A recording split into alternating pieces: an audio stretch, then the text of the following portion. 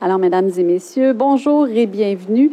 C'est un grand plaisir de vous recevoir aujourd'hui à cette conférence de presse au cours de laquelle le maire de Lévis, M. Gilles Lehoulier, la députée des Chutes de la Chaudière, ministre des Relations internationales et de la francophonie et ministre responsable de la condition féminine, Mme Martine Biron, et le conseiller municipal de Bréquéville et président de l'arrondissement des Chutes de la Chaudière-Est, M. Michel Turner, annonceront la mise en chantier prochaine du réaménagement du parc des Chutes de la Chaudière dans le secteur de Charny. Aujourd'hui, nous allons débuter avec les allocutions d'usage. Nous enchaînerons avec une période de questions portant sur le sujet du jour. D'ailleurs, M. Christian Drouin, ici à côté, conseiller en planification au Parc et Espaces verts, ainsi que Mme Nancy Giroux, conseillère en gestion de projet à la Ville de Lévis, pourront intervenir au besoin. Il y aura ensuite une prise de photographie officielle et vous pourrez poser des questions sous forme d'entrevue individuelle à nos intervenants au besoin. Alors, sans plus tarder, Monsieur le maire, j'ai le plaisir de vous céder la parole. Bien, merci. Merci beaucoup. Aujourd'hui, on a de la grande visite dont on est très fiers. Merci beaucoup, Mme Biron, d'être ici aujourd'hui avec nous. La présence également de M. Michel Turner, qui est le président de l'arrondissement où on annonce aujourd'hui ce magnifique projet. Projet qui est, au fond, la phase 1 de l'aménagement de tout ce qui gravite le long de la rivière Chaudière. Il faut dire qu'il y a quelques années maintenant, il y a une dizaine d'années, la Ville de Lévis s'est donné une priorité au niveau de la qualité de vie, qui était la mise en valeur du fleuve et des affluents. Nous avons procédé à l'aménagement de la bordure fluviale sur une bonne partie, comme vous avez pu le constater, avec la réalisation de grands parcs urbains exceptionnels. Donc, par exemple, le quai Paquette dans le secteur de la Traverse, la Grande Plaie Bleue, qui est la plus grande réserve écologique de l'Est du Canada, qui est devenue la plus grande, le parc de la Pointe-la-Martinière, parc de conservation. Et donc, on a développé aussi récemment, parce que la mise en valeur du fleuve et des affluents, c'est le fleuve Saint-Laurent, bien sûr, c'est le parc de la rivière Etchemin, qu'on a aménagé aussi dans une première phase avec l'aide du gouvernement du Québec dans une autre phase. Et là, maintenant, on est rendu à l'aménagement du parc de la rivière Chaudière. Alors, c'est une excellente nouvelle et on commence avec cette phase 1, donc qui est une phase où donc le parc des Chutes de la Chaudière, on a 3 volets de prévus. Il y a le site d'accueil, c'est là que les travaux vont être faits en phase 1.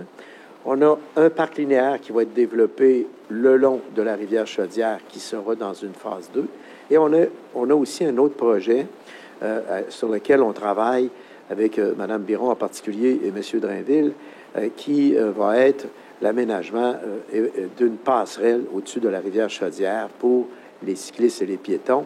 Alors, vous voyez un petit peu les 3 grands volets d'aménagement de la rivière Chaudière. Alors, moi, je veux d'abord remercier Mme Biron, parce qu'avec Mme Biron et grâce à l'aide gouvernementale, c'est vraiment le lancement de l'aménagement de la rivière Chaudière. On va avoir le scénario complet avec l'aménagement de la rivière Etchemin. Je vous rappelle que la rivière Etchemin, par exemple, on s'est porté acquéreur de terrain le long du site. Vous avez vu, on a fait la piste cyclable. Il reste quelques éléments à compléter, dont, entre autres, pour le vélo de montagne, mais on est rendu assez loin. Vous avez des images d'ambiance ici, parce qu'au fond, le projet d'aménagement de l'aire d'accueil, ce qui est l'objet, alors vous allez voir que ça va être assez spectaculaire, c'est la construction d'une nouvelle structure, en tenant compte, bien sûr, des contraintes géotechniques de la falaise, où on va avoir un belvédère qui va être assez exceptionnel, et la modernisation du pavillon d'accueil, parce qu'il ne faut pas oublier que c'est l'un des sites de passage touristique, un des sites de passage touristique les plus visités au Québec. Imaginez-vous, on a 800 000 visiteurs qui arrêtent de voir les chutes de la Chaudière. C'est devenu comme un arrêt obligatoire pour les gens qui sont en circuit touristique. Par exemple, les gens qui partent de Montréal, qui vont en Gaspésie, dans le Bas-Saint-Laurent, il y a toujours cet arrêt qui est prévu au parc des Chutes de la Chaudière, qui est un arrêt assez spectaculaire. Donc, c'est la raison pour laquelle nous sommes très fiers des investissements gouvernementaux dans ce magnifique projet. C'est un lancement pour nous qui fait partie de nos grands parcs urbains. Le parc des Chutes de la Chaudière fait partie des 10 grands parcs urbains qu'on développe le long du fleuve. Alors, la stratégie, c'est quoi? C'est qu'à travers les parcs linéaires, on unit les populations des ex-villes. Ce qui fait qu'aujourd'hui, par exemple, vous pouvez partir du secteur de mon collègue, Michel, à Bréquéville, en vélo, par exemple. Vous pouvez partir en vélo. Vous pouvez vous rendre à Saint-Jean-Chrysostome parce qu'on a aménagé l'ancienne voie ferrée, qui était transformée en piste cyclable. Vous arrivez le long de la rivière Etchemin, vous pouvez descendre jusqu'à l'affluent de la rivière Etchemin, aller au parcours des Anses. Et récemment, avec votre collègue, M. Drainville, on a inauguré une autre portion aussi du prolongement du parcours des Anses pour notre fameuse piste utilitaire multifonctionnelle qui va être développée le long de Guillaume Couture. Et donc, vous pouvez descendre le long de la rivière Etchemin, vous rendre à la traverse de Lévis et également vous rendre dans l'est de la ville, à Lauson, finalement, traverser la magnifique passerelle à 3 arcades au-dessus de la 20 et vous rendre dans le secteur de Pintante et avoir accès à la magnifique piste de la véloroute de Bellechasse, donc qui fait 75 km entièrement pavée. Alors, ça vous donne une idée maintenant de la dimension d'union des ex-villes en utilisant le fleuve et les affluents. Alors, moi, je suis très fier de ce projet-là et on pourra répondre aux questions techniques, M. Drouin, sur l'aspect spectaculaire du belvédère. Mais comme vous le voyez, c'est un belvédère à 2 étages. C'est une structure qui va se projeter au-dessus de la rivière et qui va donner des points de vue des chutes de la Chaudière assez spectaculaires. Alors, voilà. Merci beaucoup, Monsieur le maire. Madame Biron, à vous la parole. Merci beaucoup. Oups, voilà. Merci beaucoup. Merci, Monsieur le maire, pour ce moment spécial. Bonjour, Michel Turner, qui est passablement sur le terrain. Il y a beaucoup d'endroits dans la circonscription des Chutes de la Chaudière où il fait bon vivre. Il y a plein d'endroits où on peut profiter de la vie. Il y a beaucoup de parcs, des pistes cyclables. Mais le parc des Chutes de la Chaudière, c'est vraiment un joyau et c'est central. Moi, je l'ai fréquenté toujours. Depuis que je suis à Québec, je fréquente dans la grande région de Québec, je fréquente ce parc-là. Maintenant que je suis députée des Chutes de la Chaudière, je le fréquente encore plus. Et c'est un vrai beau parc parce que on peut faire du sport, c'est-à-dire physique, puis faire son entraînement. On peut aussi se balader avec les enfants simplement. La passerelle, c'est joli, c'est agréable. Il y a des aires de pique-nique. Quand on va là l'été, une belle journée, tous les aires de pique-nique sont pris. C'est vraiment un parc qui est populaire, qui est bien situé. On peut facilement sortir de l'autoroute et arriver dans le parc. Il fallait y donner un peu de lustre, parce que c'est vrai que le pavillon d'accueil, il était un peu vieillot, il fallait lui donner un petit peu plus de... avoir des services un petit peu plus haut de gamme. Tant qu'à le faire, pourquoi pas le faire, le rehausser encore davantage, le parc? Et c'est exactement le projet. Le maire est là, le gouvernement du Québec c'est même pas une question de est-ce qu'on y va ou on y va pas. C'est tellement un beau parc. Avec le maire, on a travaillé ensemble puis on a réussi à faire un montage financier assez exceptionnel. Je voudrais d'ailleurs remercier la ministre des Affaires municipales, André Laforêt, qui a contribué largement à ce que ce projet-là puisse voir le jour. Alors, j'y vois un beau potentiel, et le maire l'a dit, c'est le temps de de travailler sur la rivière Chaudière. Il y a plusieurs projets et le gouvernement sera là, aux côtés de la ville, dans la circonscription des Chutes de la Chaudière, pour mettre en valeur toutes ces installations où il est passablement agréable de vivre. Alors, merci. Je suis fière. Les travaux vont commencer au printemps prochain. Et on espère que d'ici la fin de l'année 2025, tout ça sera complété et qu'on pourra profiter amplement de ce parc et qu'on augmentera finalement les visiteurs au parc des Chutes de la Chaudière. Merci.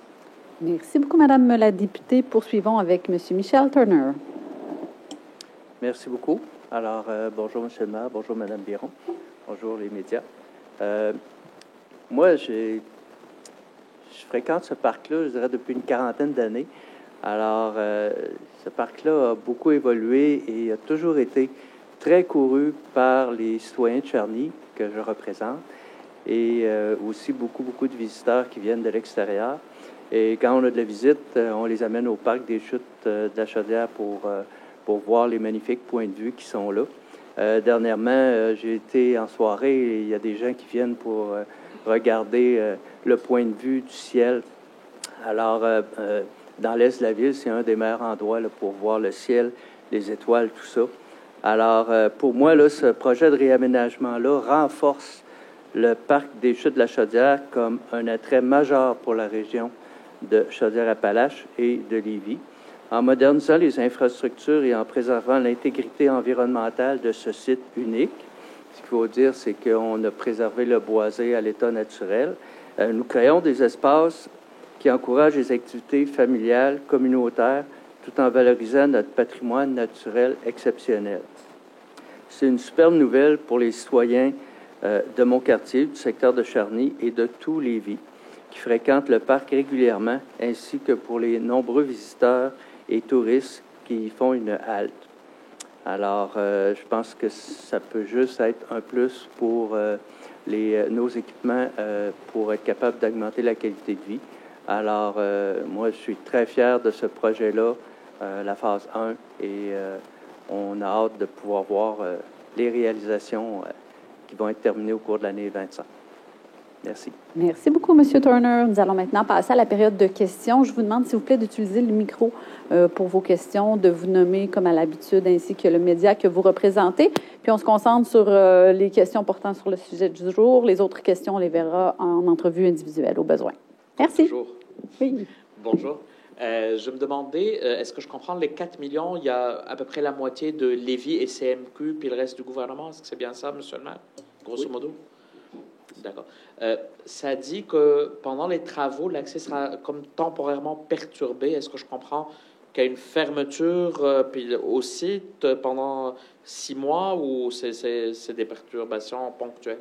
Je vais demander à nos spécialistes. D'abord, j'ai oublié de le signaler. C'est vrai, j'ai oublié de le signaler, mais merci infiniment à toute l'équipe de Christian Drouin avec Nancy Giroux là, qui ont travaillé sur ce magnifique concept qu'on va déployer. Alors, M. Drouin, peut-être indiquer un peu, parce que notre objectif, bien sûr, c'est de permettre l'accès au site de façon la plus continue possible. Oui. Oui, bien sûr. Dans tous nos projets, on essaie de minimiser l'impact sur nos citoyens, surtout dans un parc comme le parc des Chutes qui est très achalandé. Donc, on va faire notre possible pour vraiment circonscrire l'aire de travaux et quand même permettre un accès général au parc, mais l'accès dans la région du Belvédère va être limité, effectivement, là, pour des questions de sécurité là, pour les usagers. Mais notre travail, c'est vraiment de s'assurer qu'il y ait des voies de passage alentour des travaux là, pour faire en sorte que le parc lui-même reste ouvert, puis qu'il y ait une fermeture plus localisée à l'endroit des travaux. OK, donc pas de fermeture complète, là. Exact. Madame Biron, elle vous dit que ça doit finir fin 2025, si j'ai bien compris? Oui, bien, en fait, le projet, en fait, les travaux, puis M. Drouin pour confirmer, là, les travaux doivent débuter dès le printemps 2025, puis on espère qu'à la décembre, tout va être terminé. Mais effectivement, ça va être un été plus chaotique, mais c'est un seul été. Puis bon, pour réaménager l'air, il faut faire les travaux nécessaires. À propos de chaotique, ce que je retiens de ce parc-là, c'est la fameuse passerelle, là, beaucoup, là, qui bouge pas mal, là. Est-ce que dans les différentes phases qui s'en viennent, parce que là, je comprends que c'est une première phase, est-ce qu'il y a des choses pour cette passerelle particulièrement ou bien, il y a des travaux prévus pour la passerelle, Monsieur le maire, ou Monsieur Drouin, peut-être, pourrait répondre un peu plus spécifiquement. En fait, peut-être pour clarifier la question, est-ce que vous faites mention de la passerelle dans le sein du parc des Chutes actuel ou de la prévision de projet qui est d'enjamber un autre endroit, la rivière Chaudière, avec une passerelle cyclopédestre, là? Moi, je parlais de la passerelle qui est actuellement là pour, OK. pour non, il y a des suivis et en qui tanque ingénierie. pas mal. Bien, elle est sécuritaire, la passerelle. Oui, absolument. C'est pas désagréable de sauter dessus un peu, non? Pas sûr. Les passerelles suspendues sont conçues pour avoir un certain mouvement. En fait, c'est pas une passerelle rigide avec... donc, il y a un suivi en ingénierie qui est fait annuellement auprès de la sécurité, là, des suspentes et tout ça. Donc, soyez rassurés, la passerelle est en très bonne forme. Mais dans le cadre de ces travaux-là, cette passerelle-là, est-ce qu'il y a des choses dans une autre phase ou dans cette phase-ci? Non, il n'y a rien qui affecte la passerelle, à part les entretiens continuels qu'on y apporte. Je suis rassuré. M. Moëlla, juste juste pour vous rassurer, la passerelle, elle est inspectée régulièrement et des travaux sont effectués, donc pour s'assurer de sa sécurité. Mais au fond, j'en profite pour apporter la précision suivante. C'est que oui, cette passerelle-là est celle existante. On prévoit le parc linéaire le long de la rivière Chaudière et une nouvelle passerelle à l'affluent du fleuve, ce qui était l'ancien pont Garneau. Okay. Donc, juste en bas du pont de Québec, là. Alors, il y avait une passerelle. Alors, on voudrait créer cette passerelle piéton-vélo pour permettre un accès direct des cyclistes vers le pont de Québec. Alors, donc, c'est drôlement intéressant. C'est la première phase qu'on entreprend. On est rendu là. Et c'est la raison pour laquelle c'est intéressant, parce que comme le gouvernement a été présent aussi dans le parc de la rivière Chaudière, donc de la rivière Etchemin, ils sont aussi présents pour l'aménagement du parc de la rivière Chaudière. On en est très fiers. Merci beaucoup. C'est ça. Oui, M. Carmichael. Oui, je pense qu'on sait où est-ce qu'on trouvera pas Taïeb dans les prochains jours. Mais c'est sûr que ça donne le vertige, hein, des fois, quand on traverse cette passerelle-là. Et c'est la raison qui fait qu'elle est, d'un certain point de vue, c'est ce qui explique aussi sa popularité, en même temps. C'est ça. De manière peut-être un peu générale, là, mais concrètement, qu'est-ce qu'on nous annonce aujourd'hui? C'est le lancement des travaux, c'est la première pépine, c'est le lancement d'un appel d'offres. Concrètement, c'est quoi l'occasion qui justifie l'annonce ce matin? Bien, c'est que c'est le lancement de la phase 1 des travaux d'aménagement de la rivière Chaudière. Comme je vous dis, nous, au fond, autour de la qualité de vie, c'est la mise en valeur du fleuve et des affluents. On a pas mal complété les travaux d'aménagement au niveau de la rivière Etchemin. Vous avez vu le chalet de service qui a été construit, etc. Et en même temps, on a consolidé tout le centre de ski de fond La Balade, qui est un des centres de ski de fond les plus exceptionnels en milieu urbain au Québec. Et là, ben, on enclenche la première phase de mise en valeur du parc de la rivière Chaudière. Au fond, c'est ce qu'on fait aujourd'hui. Et ce n'est pas des travaux qui vont commencer dans 2 ans. C'est des travaux qui commencent au printemps. Donc, c'est rapide, là. Alors, donc, tout est en place pour assurer la réussite. Les aides financières avec le gouvernement, tu sais, c'est pas quelque chose qu'on annonce là, qui va se faire dans 2-3 ans, là. Toutes les ficelles financières, tout a été réglé avec le gouvernement, la ministre des Affaires municipales, Mme Biron, etc. Et c'est un projet qu'on avait déjà présenté au début du mandat de Mme Biron. Mme Biron a fait un suivi exceptionnel. Je tiens à la remercier aujourd'hui. Et là, ben voilà, on est à l'étape réalisation, là. Bien, justement, je pose la question parce qu'en 2021, j'ai l'impression qu'on avait eu sensiblement la même annonce. On parlait d'un projet de 3,2 millions qui devait débuter à l'automne 2022 et se terminer à l'automne 2023. C'est que lorsqu'on est en campagne électorale, on annonce nos intentions pour le mandat. Un mandat, c'est 4 ans. Êtes-vous d'accord avec moi? Mais il y avait des prévisions. Est-ce que mon mandat est complété? Non. Mais reste la question, c'est qu'il y avait des dates qui avaient été mentionnées, qu'on commençait en 2022, qu'on finissait en 2023. Qu'est-ce qui explique le retard? Effectivement. Il y a eu la COVID. Il y a eu aussi le fait que le coût des contrats. On avait lancé un programme quinquennal d'immobilisation. Vous étiez présent d'ailleurs, à laquelle on a dit ceci. OK? Dans le cas des projets qui sont inscrits dans un programme triennal d'immobilisation, on va respecter nos cibles d'emprunt. Ce qui veut donc dire que comme on s'est retrouvé dans l'après-COVID avec des coûts beaucoup plus élevés que ce qu'on a prévu, puis je vais vous donner un autre exemple, Lance Benson, qui est un cas où on est financé par la Commission de la capitale nationale.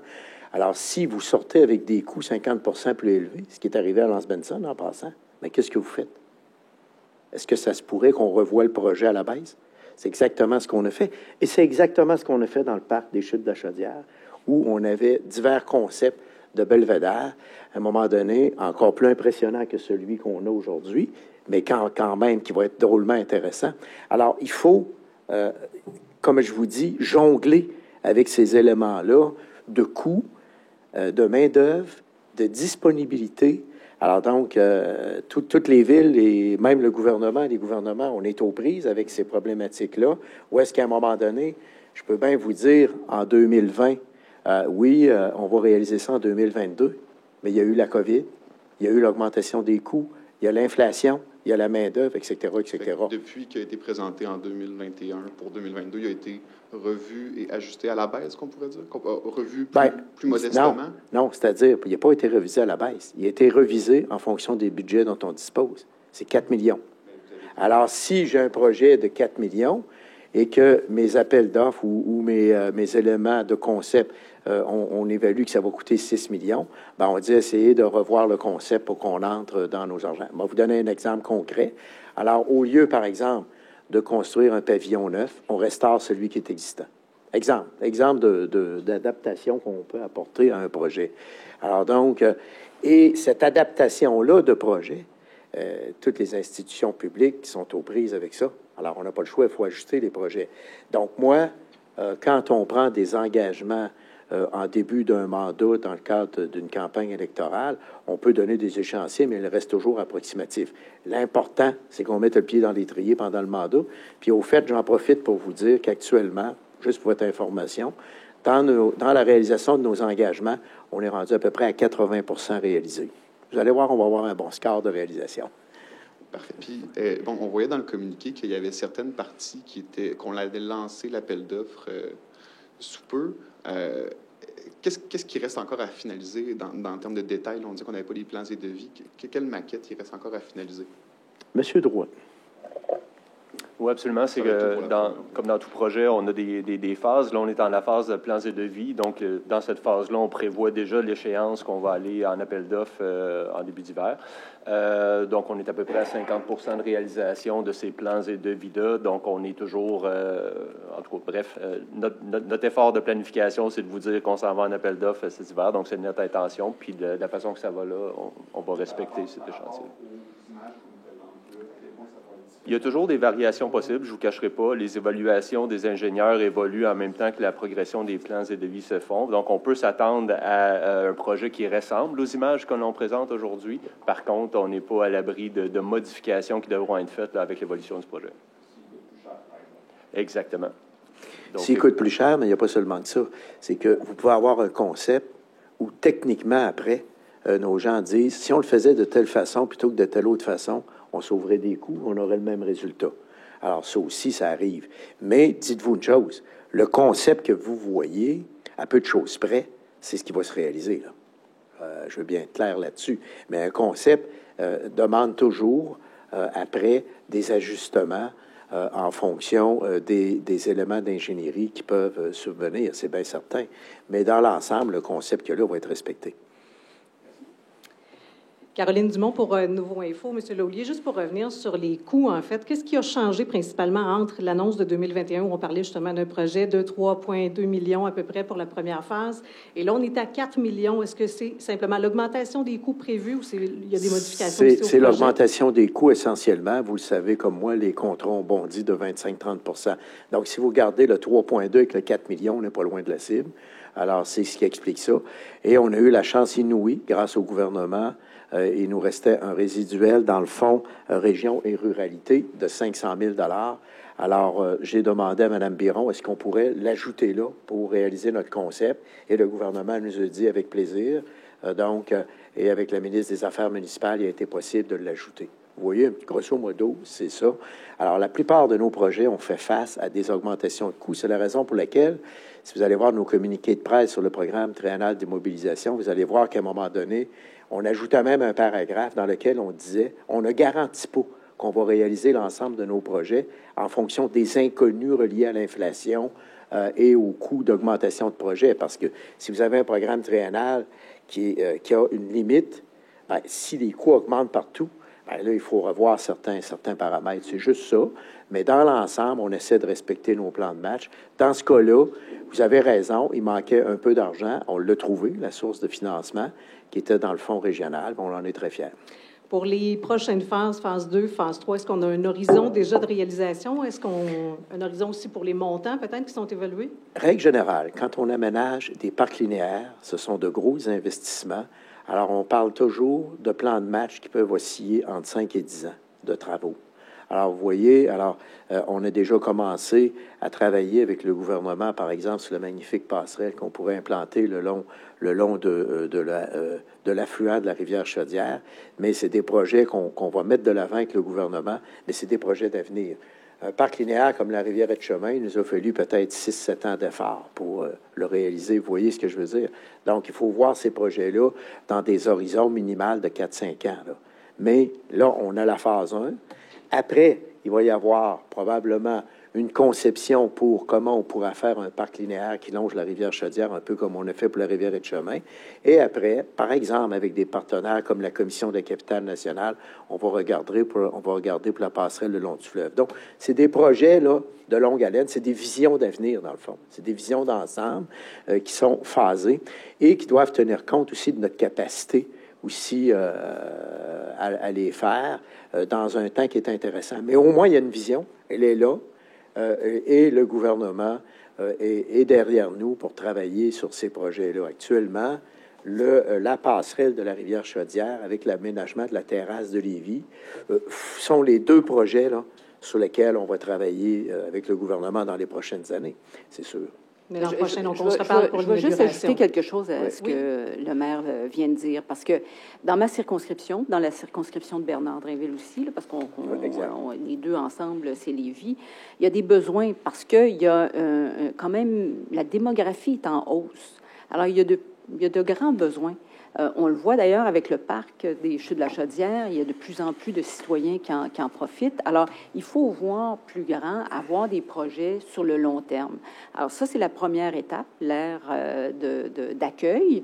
Puis après avoir rehaussé, on veut rehausser l'ensemble du parc, puis qui s'interconnecte parce qu'on voit bien qu'il y a de plus en plus de citoyens, enfin, dans ma circonscription et dans la circonscription de Bernard également. Alors, c'est clair qu'on veut travailler avec la Ville pour faire avancer ces projets-là. Alors, oui, on a des projets sur le long terme. Commençons par la première étape. Puis, comme le maire l'a dit, il faut attacher chacune des ficelles de plusieurs partenaires pour être capable de faire le montage financier. C'est pas simple. Puis, la vie évolue, l'inflation. Alors, il faut travailler ensemble pour attacher les ficelles. Puis, honnêtement, c'est un beau partenariat avec la Ville de Lévis. Mais ça s'inscrit dans le cadre d'une vision d'ensemble, hein? L'aménagement de la bordure fluviale. On va inaugurer bientôt, justement, avec Martine et Bernard, le magnifique parc de Lance Benson, qui se situe comme à mi-chemin entre les deux rivières. Vous voyez, comme un bel arrêt extraordinaire. Alors donc, c'est tout ça qu'on fait. Et quand va arriver le projet de la terrasse de Lévis, c'est en continuité avec quoi? Avec l'aménagement du quai Paquette, de tout. Alors où là, on fait les travaux grâce au gouvernement. En passant, on va annoncer bientôt le concept de l'escalier de la Côte-des-Bûches avec Bernard. C'est intéressant. Et là, la Côte-des-Bûches est une première phase pour l'aménagement de la terrasse. Et après, il y aura l'aménagement de la terrasse. Mais c'est des projets de vision où, au moins, on s'entend ensemble sur les projets qu'on va pousser ensemble. C'est ça l'affaire qui est intéressant. Puis on a un excellent partenariat avec le gouvernement là-dessus, au niveau aussi de la Commission de la capitale nationale. Merci. Merci. Merci beaucoup. Est-ce qu'il y a d'autres questions portant sur le sujet du jour? Non, je ne crois pas. Donc, on va procéder à la photographie officielle et vous pourrez poser vos questions ensuite. Merci beaucoup. Passez une excellente journée.